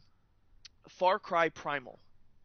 And I thought it was really cool how they did this too. Did you see where basically they just released this tweet? They released and on Facebook it was this link to YouTube, and it just said Far Cry, and it was just an image of a cave wall with drawings on it, and you can tell that there was fire in the background, but like behind the camera, and it was flickering and whatnot. Um, and it was just it was a live YouTube thing. Oh, nice. Yeah, and it was like it's been live for 3 hours, and it says like announcement coming soon, and I'm like, what? So we're just gonna wait here? And there was like I don't even know how many thousands of people. There's like I think when I saw it, there was like over 300,000 people watching this live, and it was like a GIF pretty much. And then apparently the trailer started out of nowhere, and I only saw it until later on. But what did you think of it, man? I loved it. I think it's fantastic just because it's something different. It's a new it's a Yeah, new direction. Like you're not going to have guns in this Far Cry because they haven't been invented yet. Yes, exactly. And I love this idea because yeah, you could do a bunch of different kind of Far Cries. This was a part of one of their ideas, remember, not too long ago, where they were like, "Tell us what kind of Far Cry you'd like." And this was one of them, like, That's right. Stone Age or Yeah, it whatever. was. Yeah, because they were like, it could be anywhere, it could be anything, it could be in space, it Yeah, could I be in remember the that one. dinosaur. Yeah. Yeah, and so I really like this idea, and I like you said, the bow and arrow. It's a really cool concept. Like you're not going to be able to go in gun blazing with whatever's going on in this world. You kind of probably are going to have to start thinking about what you're doing, and it's going to have a whole different aspect of gameplay. The bow and arrow is making a comeback, man. It's in Destiny, it's in Call of Duty, and it's now in Far Cry. It's been in Far Cry, I should say. Yeah. But this is going to be kind of its like push, like your main weapon. So I thought I love different, I love new. Um, this is good. I think this is a good direction it could go in. Assassin's Creed tries to do different time periods, and it does it pretty well. But this is like a major jump. Yeah, this is because even in those, it's like you still have the same kind of tools, really. Like Exactly. like how you do things doesn't exactly change. Oh You're yeah. still gonna have fast travel and all this stuff. You're still gonna have different bits of technology. If it's not a hidden pistol, it's a hidden crossbow or something. Yeah. It plays similar. Oh yeah. This is interesting because this is taking those completely out of play. Oh yeah. Definitely. Definitely. Did you see this tech demo that Microsoft did? I did, and that's a great start. Dude, that looked amazing. Like basically it's called Project X-Ray, and it showcases more HoloLens features. Where basically the guy's holding, kind of like a Wiimote in his hand, and they show you what he's seeing, like you see as the audience, and all of a sudden like this thing comes over his hand, and it looks like an Iron Man type glove thing, and this thing breaks through the wall, and the robots come flying out of it, and it looks amazing. It looks like everything I wanted as a kid. Like it, it just blew my mind. And I just kept thinking about like the porn industry is gonna go nuts with this. you know, like just imagine what you could do with this kind of technology, game wise or anything really. Like to be able to be in the room and what I thought was cool was when the wall exploded, the pieces of the wall flew onto the couch, and it knew where the couch was in the room. Yeah, It didn't go through the couch. It knew that there was a solid object there. yeah. And I thought, wow, that is so cool. Like and apparently the dev kits went out for like $3,000 to people who could, I guess, afford it. Now, Yeah. I'm sure it's not going to be 3 grand when it comes out, but I'm pretty sure it's going to be up there. It's going to at least be $1,000 for anyone that wants to buy it, or if not higher. Probably 1,500. Who knows? But yeah, it's. I just thought it was, and I thought it was cool how they showcased what it actually looked like Yeah. for the audience. That's key because you can't really do that with the, um, with the VR With headsets. VR. No, you can't see what they see, really. Yeah, exactly. Did you see the Legend of Zelda Symphony of the Goddess Orchestra to perform on October 13th on The Late Show with Stephen Colbert? I love that news. That's Yeah. great. Oh yeah, oh yeah. There's a Pokemon one coming into Orlando soon. It's like some Pokemon symphony, and it's gonna be like at the Opera House or whatever. Really. The new one here in Orlando. Yeah, they're gonna have a whole show. But yeah, man, Nice. we'll get right back. We got a lot more news to talk about. We got comics and we got a lot of reviews. And again, you're listening to We Geek Podcast on the N.FM. See you in a minute. Welcome back to We Geek Podcast, and we got some more news to talk about. We got some comic book news. Let's see here. We got Civil War. Basically, if you haven't read the original Civil War from Marvel, you got to do that. It's a must. I know you, Logan. Didn't you go back and read like the whole thing? I read like all the tie-ins, everything. It's You, that was just read the main story. That's all you need. yeah, you're a crazy person. Yeah, no. So basically, Marvel teases they're going to do a sequel to the story, with a postcard sent to retailers. it had Iron Man and new new Cap on it, clashing just like Iron Man and old Cap did, and on the flip side, it just had 2 in Roman numerals. Yeah, that's cool. I kind of wish they did. I mean, who knows?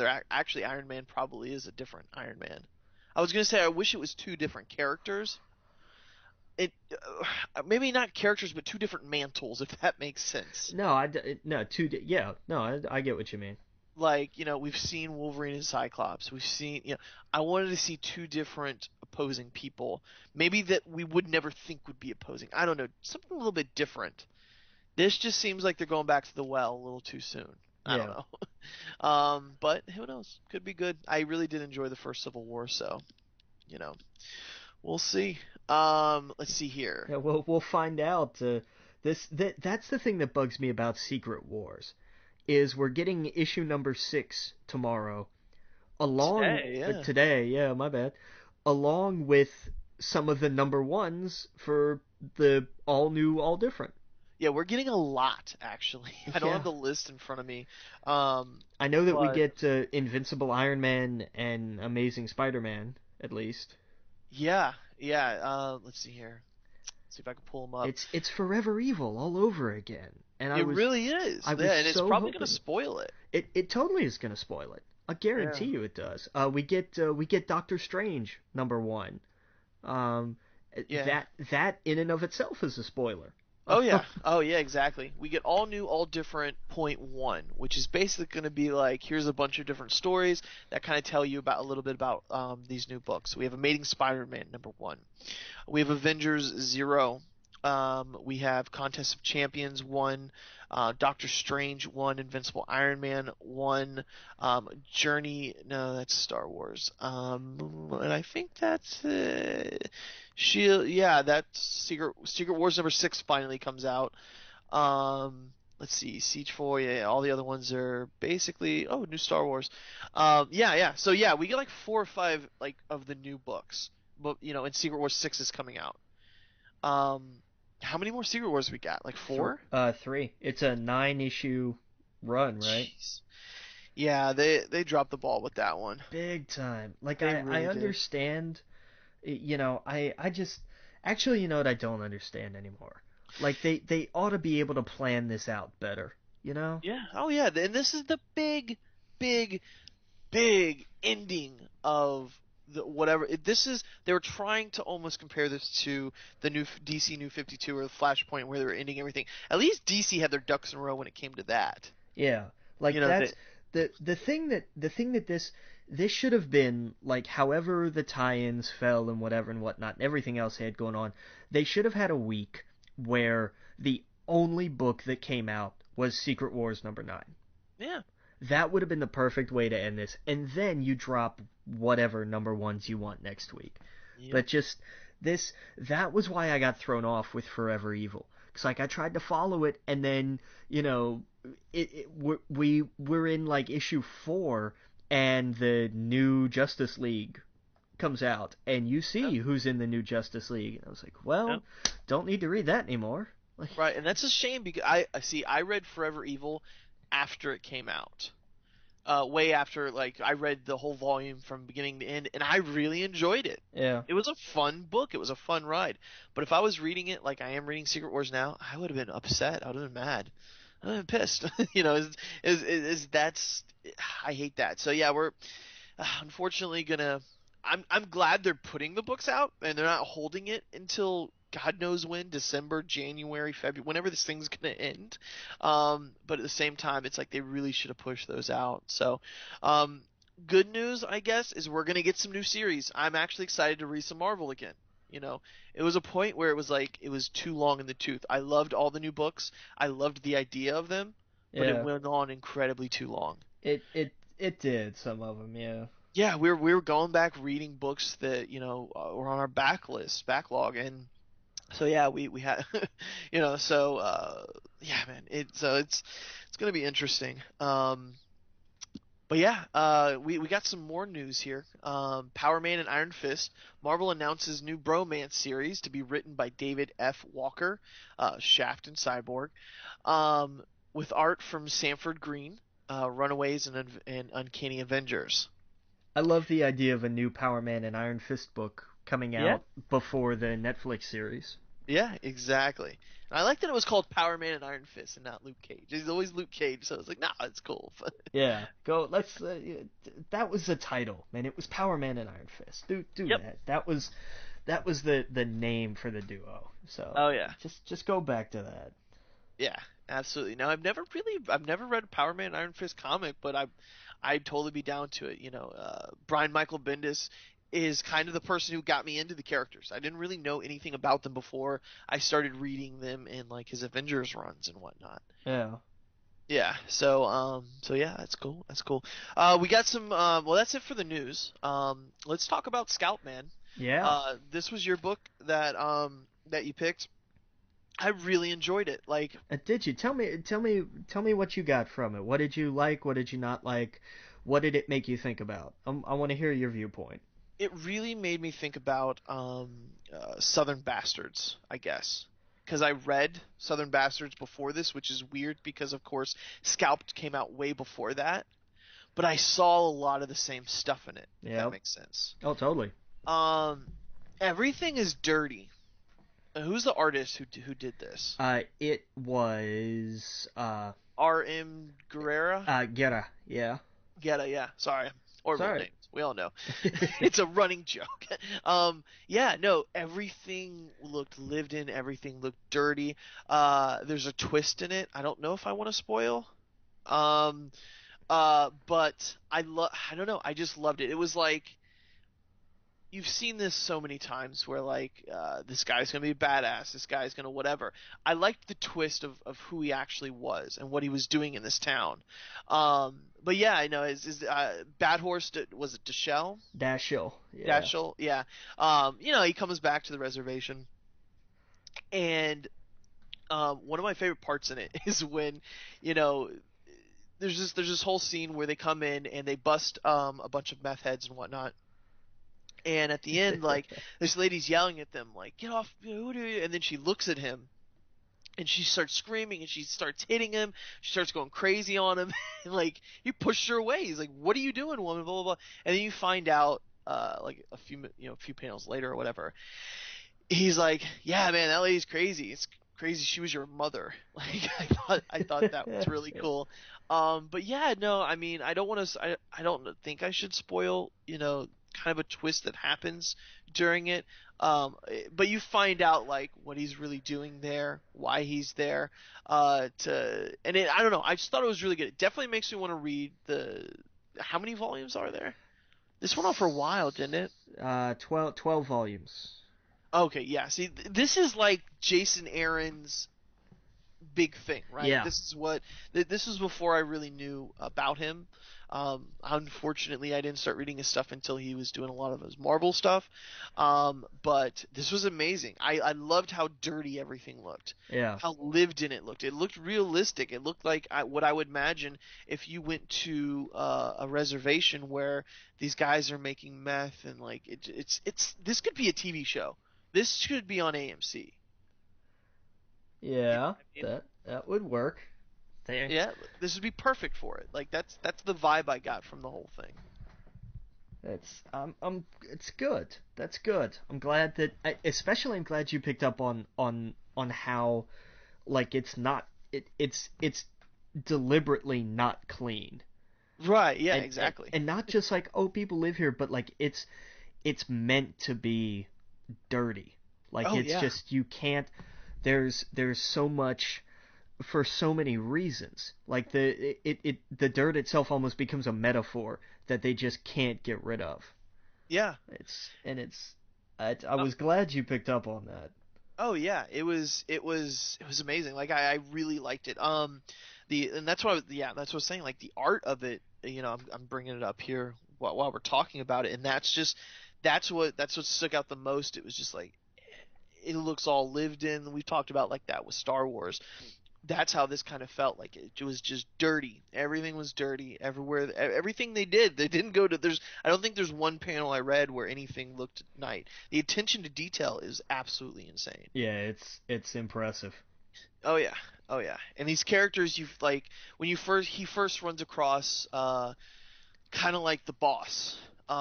You find out he's the boss of like everything, and you're like, this guy's a goner, but like he offers him a job. So like it was interesting. It was a lot of directions I didn't think it would go in, but I definitely want to know more about this world. I'm definitely going to read the next few volumes There you go. and go from there. But man, we got a lot more to talk about.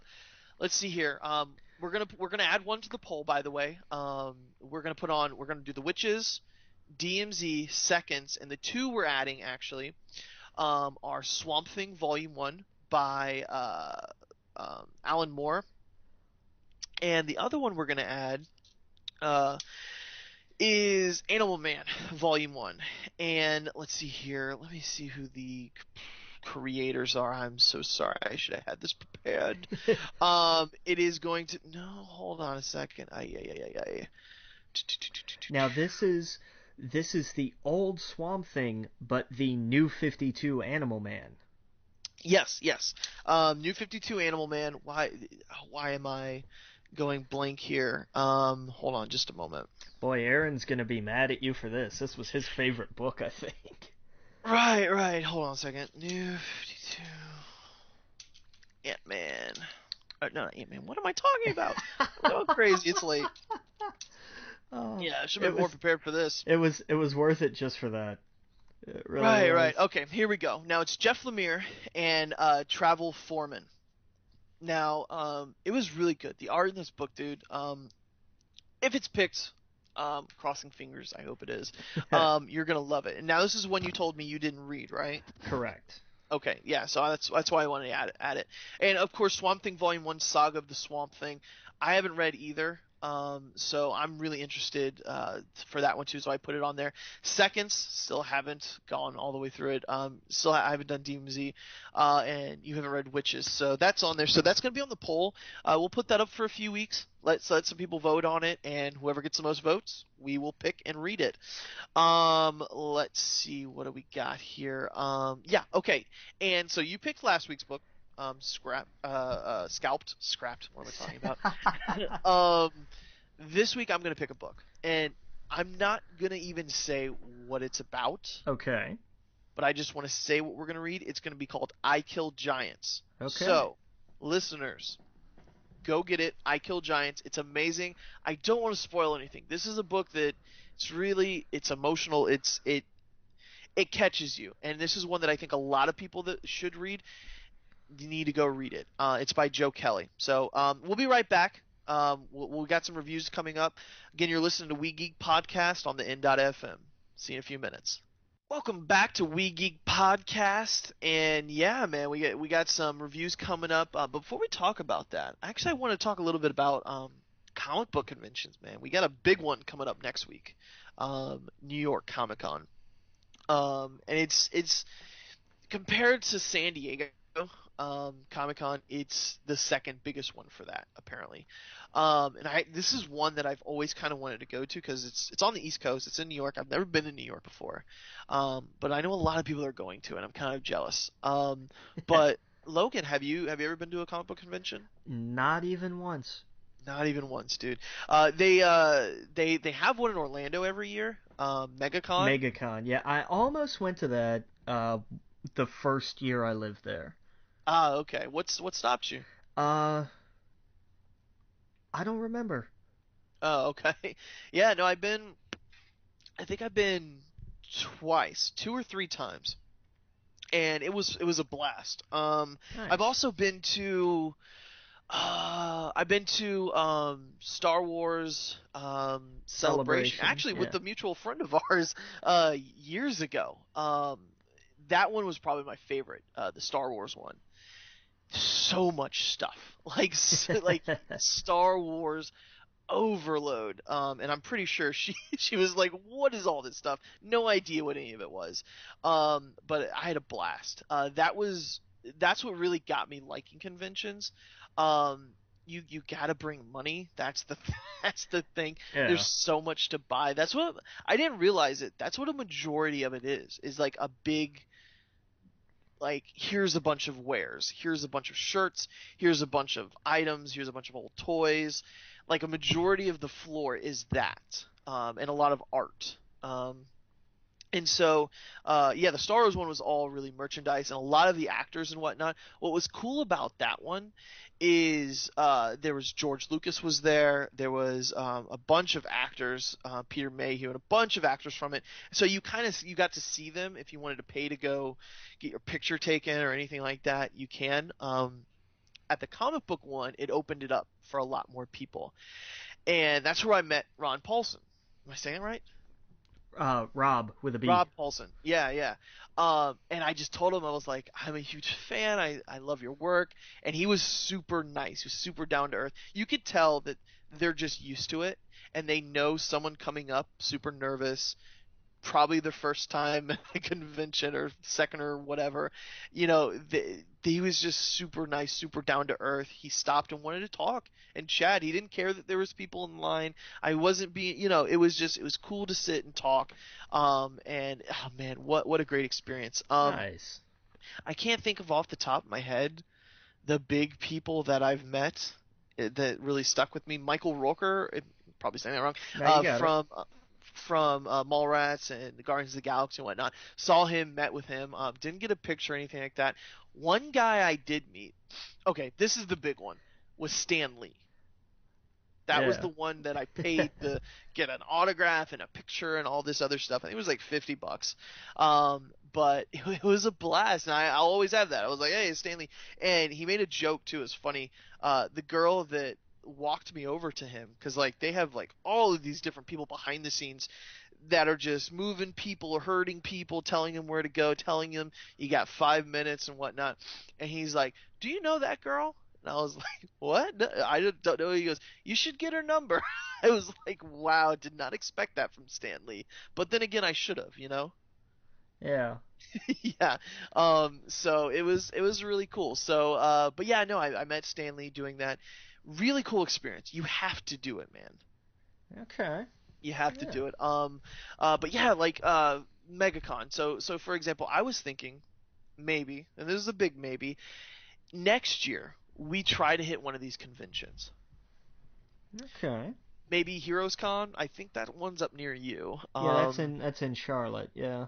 Right, yeah. And apparently it's like really creator focused. It's really about comic books. It's not about like the films and whatnot. I'm sure there'll be a lot of people there, but we'll be able, I'm sure like the voice actors, they do the rounds. This is this is apparently a big one. So maybe we'll do that next year or something like that. I think that'd be really cool. Maybe go up there because I know some people local that will be going, and I just think that would be super cool. Yeah. Is there any convention that you would want to go to that you haven't? Like, let's just say someone gave you $3,000 and they were like, pick any convention to go to. I don't know. I really don't. I mean, the obvious answer, of course, is San San Diego Diego. Comic Con, but Right. for the same reasons that you would want to go, you wouldn't want to go. Right. Just the mass. I don't want to do like even like New York Comic Con. I don't Mhm. know if I'd want to do just the scope of it, the size of it. Too many people, too Yeah. many people. Yeah.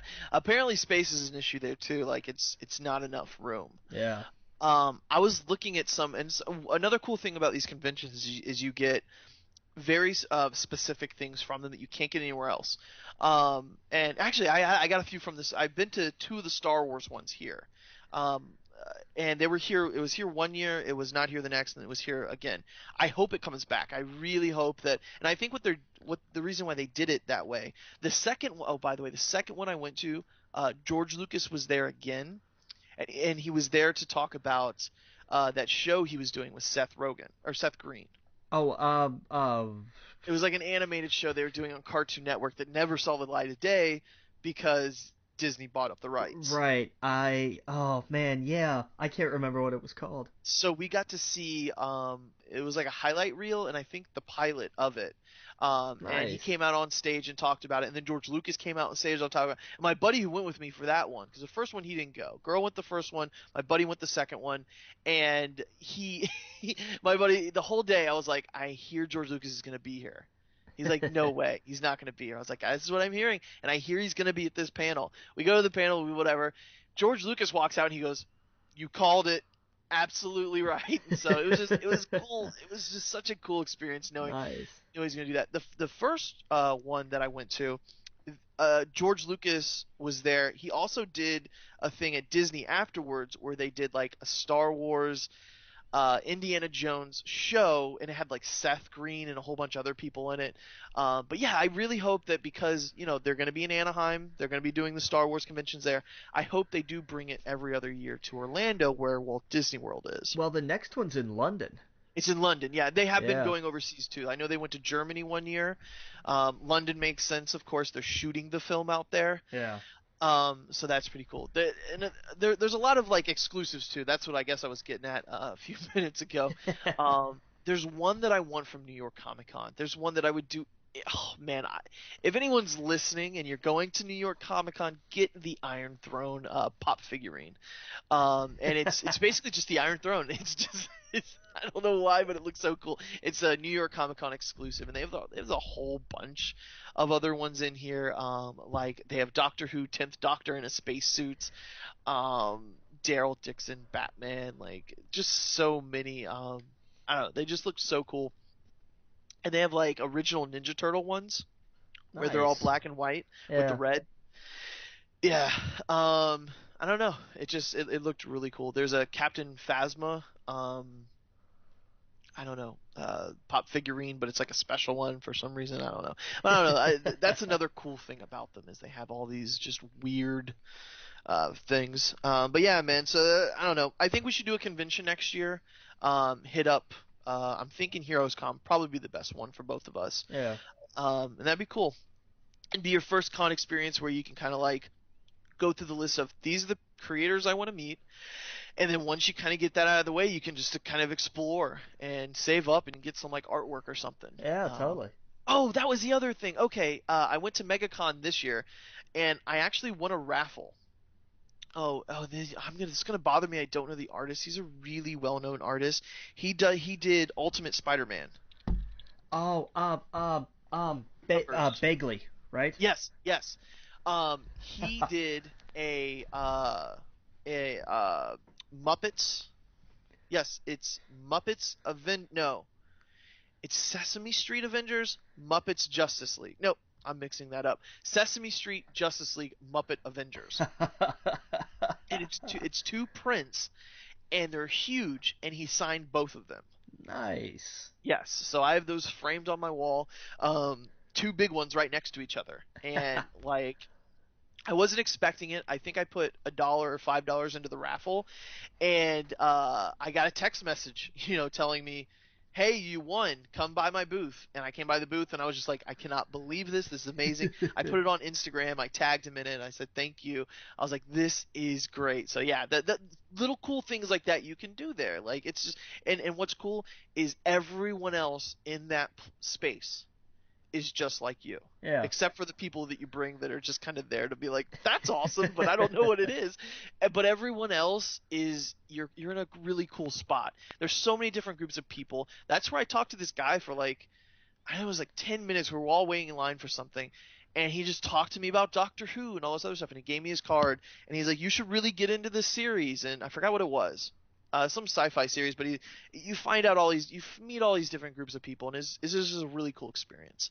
Um, but yeah, we got some reviews to talk about. We can kind of knock some of them out of the way. Let's do a short one before we take a break here. Which one you want to tackle? Which one you want to be short about? Well, let me actually throw one on that isn't Okay. on Oh, there. Um, and this is going to be interesting. I backed a project on Kickstarter, much to no one's surprise. That, and I want to make sure I get all of this right. It was it's called Barry versus the Apocalypse, and the author's name is Ross Cavins, and he's from around this area, like the Charlotte Concord area. And I didn't know that until after the fact. But the idea is, here's a guy who it's a superhero book. It's not a okay. comic. It's a short-ish novel. It's 300 pages. What's the name of it again? Barry versus the Apocalypse. Okay.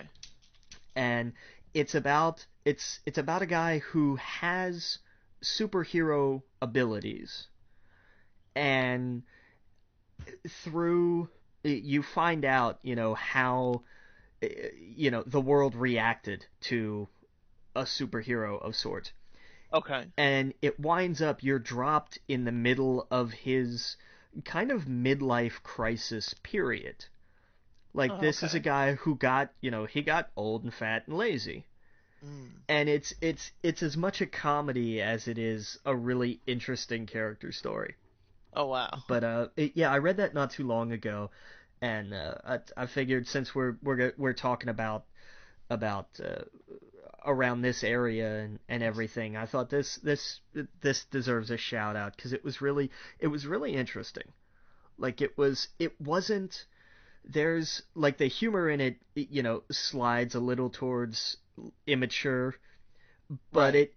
but without going too far, Oh, okay. and it stays. I, I'm not gonna call it classy, but it's not something where you're like, oh, they went there. It's like, well, they almost went there, but Right.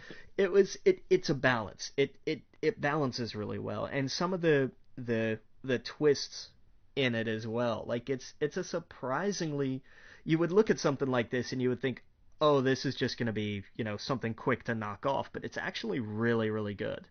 Oh, okay. Yeah, no, I'll check that out. I see here, I see it on Amazon here. Yeah. It's a Kindle edition. Good, good, good. So this is, it's not a comic. This is a It's novel. right. Right. Okay. Cool. Cool. All right, man. Well, we'll be right back. We got some more reviews to talk about. Thanks for listening to We Geek Podcast on the N.FM. See you in a few minutes. Welcome back to We Geek Podcast on the N.FM, and man, we got some reviews to talk about. Let's get into kind of the big one that closed out this week. Fear the Walking Dead. Yes. So what do We you think should. of it? We'll go ahead and throw up the big spoiler alert banner. Yes, this is all going to be spoilers. It's all going to be reviews. We're going to touch uh, Fear the Walking Dead, Doctor Who, Gotham, Flash. Hopefully, not spoil too much of Flash. And we're going to spoil the hell out of Rock Band. Oh yeah. uh, Oh man, like, you have no idea. Battlefront, and I won't spoil The Martian. I'll just talk about it and what I thought about it. But yeah, man, tell me about Fear the Walk. What did you think of this season? What did you think about this episode? The episode was good. I Oh, loved I loved the episode. It was a strong finale for mhm. sure. Um, it My thing is, and it was funny. This was something they mentioned on Talking Dead afterwards, and it made me realize this is why I I really couldn't get into this show. It's because we already knew everything that was going on. Mhm. We as the audience were so far ahead of the characters, Mhm. uh, and that was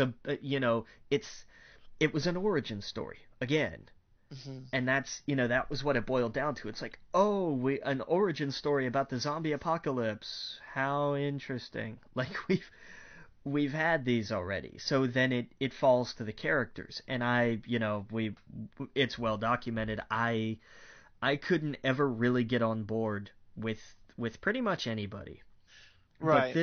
this episode changed a lot, Mhm. and especially I loved what, and I can't remember his name, but the kid who was an addict. I Yeah. loved the way he put everything in perspective towards the end. Mhm. His whole thing of, like, this is how I feel like I've been living up till now, and the rest of the world is just catching up. Like, that was that was that was interesting. Yeah, exactly. I loved that part. Um, I agree with you. This was an amazing episode. This was my favorite of all of them. It's kind of in Walking Dead fashion where we have a big blowout episode where all kind of hell breaks loose. Um, I have a few questions about a few things. One Okay. character that I really like is Victor. Okay. He's the guy in the suit and whatnot. Now I must have missed an episode somewhere along the line. There's a lot of these characters and whatnot that I don't feel fleshed out enough. Now, from what I'm reading here, Victor was in 6 episodes of the 7. I don't remember seeing him all of those episodes. He wasn't in 6 of them. Yeah, that's what IMDb said, and I thought, what have I missing? I remember he was in, he's in the compound, but I think there is something that I missed along the line. But I'll go back and listen. I don't think I missed enough to not understand what was going on. I don't think he was in more than like three, maybe That's what I four. thought. I thought Yeah. that's when we were introduced to him. Yeah. But yeah, I don't know. But so yeah, so I I actually like this season better than the first season of Walking Dead. Really? Well, I that's really interesting. do. Yeah, I really do. I thought it was better paced. I liked how it ended better than the first season of The Walking Dead. Um, some of these characters I actually do like a little bit more. Like I said, I really like Victor's character. I like he's just like, what is he gonna do next? He's like he's got it all figured out. I like that he's wearing a suit. He just looked different from everyone else. You know what I mean? Yeah. Um, I really like the grandfather. I can't think of his name now. Uh, Salazar? Salazar, Yeah. yes. Ophelia's uh well, isn't that a grandfather? Father. It's his Yeah. father. Just her Yeah, father. I guess he's up there. Yeah, I really like his character because he kind of calls it out as it is. He's like, these people are weak. They're going to die. We need to do this. And like, I like the contrast between him and Travis. Yeah. And that they're one's way more, you can tell, conservative. He's like, this is how it needs to be done. We need to protect our own.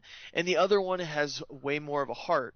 And then you see at the end what he has to do and what sacrifices he has to make.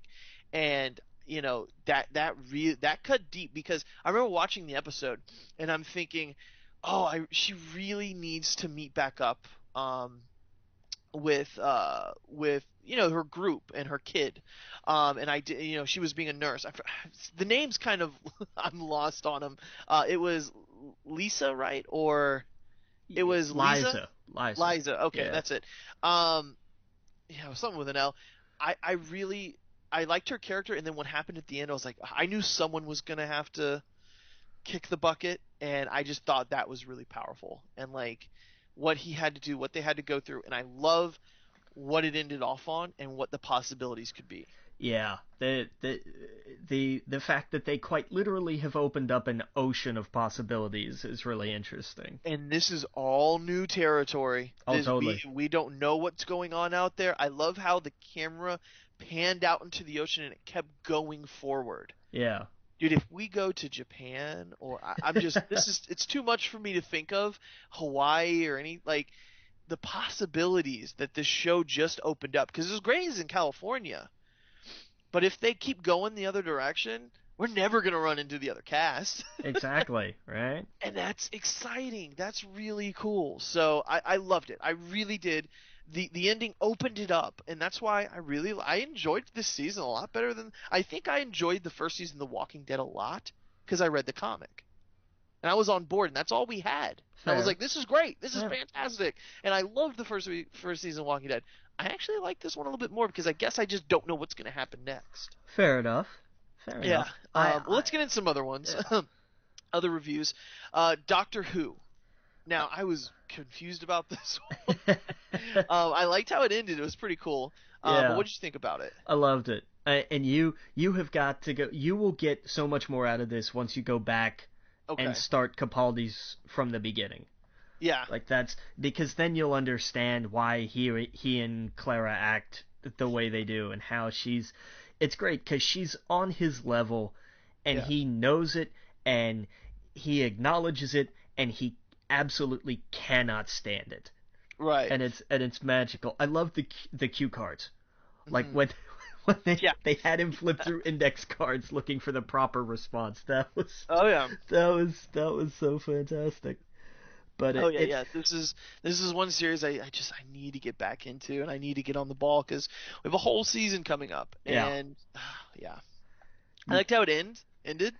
Yeah, I Oh, just well, I hope this isn't a precedent of like everything this season is going to be two parts yeah, because so yeah, far that's they true. have been. I'm like I don't like that. Yeah, yeah. Doctor Who's always kind of been, well, a lot of them are one and done. Yeah. Um, some of them have a little bit underlining thing. They have a current that runs through them, but Right. it's intentionally an overarching thing. It's not you're not always left with a cliffhanger. Right. Like it's there's a story in the episode and it resolves, and any the big overarching plot Yeah. and sometimes that's not even really touched upon. You get some of those episodes, but Yeah. this we just had part one of another two-part story arc, and we're on episode three. Right. Yeah. Oh yeah. Oh yeah. But yeah, man, I can't wait to get back into this. I need to do it before all this other stuff starts coming back to TV, or there's going to be no time. Yeah. That's what I'm running up against now. The time is, and I'm actually in a, oh God, fall's crazy.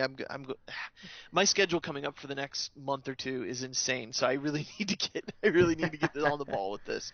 Well, let's keep going. What do you think of Gotham? Gotham. Look, I am loving season two Yeah.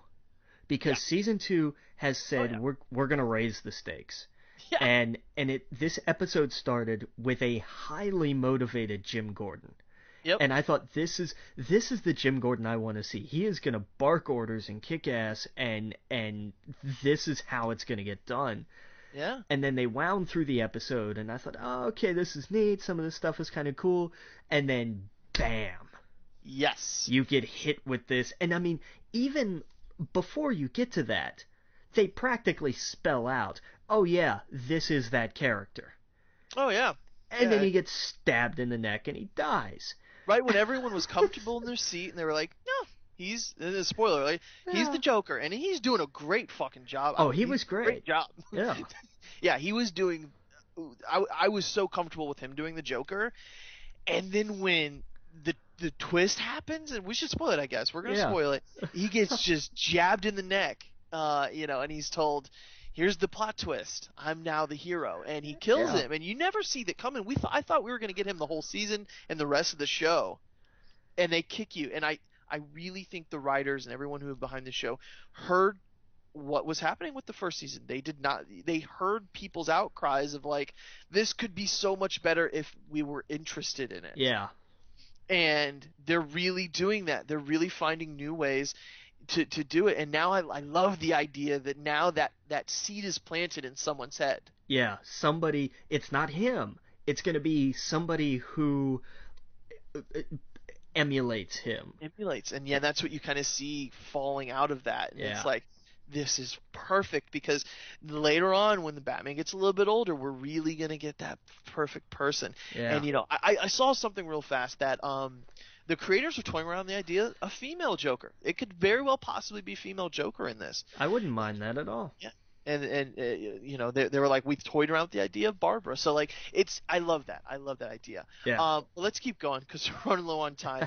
What about the Flash? What'd you think of Flash was fantastic. You have to go watch it. Like, we I get done will. with this podcast, go watch it. We'll figure out a time frame starting next week so that I can see the Flash before we do it. I think I'll have enough time if we do this right. But yeah, dude, I can't wait. I can't wait. So it's good. It's good. Good. It closes out last season. It ties up the right loose ends, and then it kicks the door open on this season. It's perfect. Awesome. I'm looking forward to like timey-wimey stuff. What about Rock Band, man? Tell me about it. Real quick, it is a return to basics. This is an updated version of Rock Band 2, which is Okay. exactly what I wanted. They've done away with like the real guitar and the keyboard and all the extra nonsense. Right. It's back to basics. Now, And does it come with all of the stuff? you can get it that way. I got it with just the guitar. That was all I Okay, that's needed. all I would want too. Yeah. I don't want all the peripherals in the room. Yeah. Well, we're low on time. I'll talk a little bit about Battlefront. It's amazing. I like it. It feels weird because it doesn't feel like Call of Duty or whatnot. But it's fun. It's Star Wars. I didn't get that much long to play in it today. Maybe about an hour. I want to hop into it a little bit more. Also, real fast, go see The Martian. Okay. I don't want to spoil it. It's really funny. Matt Damon kills it. He's really one of the best actors of our time. He does such an amazing job just and there's a lot of other characters in it. Donald Glover is really cool in it. He doesn't even come in until later on in the film, but I really liked his character.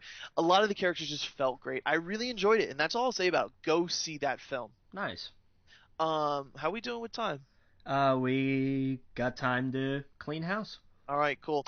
Well, it's been a fun episode. Again, of course, you're listening to We Geek Podcast on the N.FM. We got our Facebook group, We Geek Podcast. Go like it. There's also the official Facebook page where people can post and stuff on it and do that. Our Twitters, at We Geek Podcast, at Adam Estep, ADAMESTEP. At the Logan Witt, WITT. There you go. Send us an email, wegeekpodcast at gmail.com. And I think that's it. Next week we're going to have a lot of stuff from New York Comic Con. Probably a lot of comic book news, I imagine. Totally. TV, movie, and whatnot. And that's it. So till then, Captain. Captain.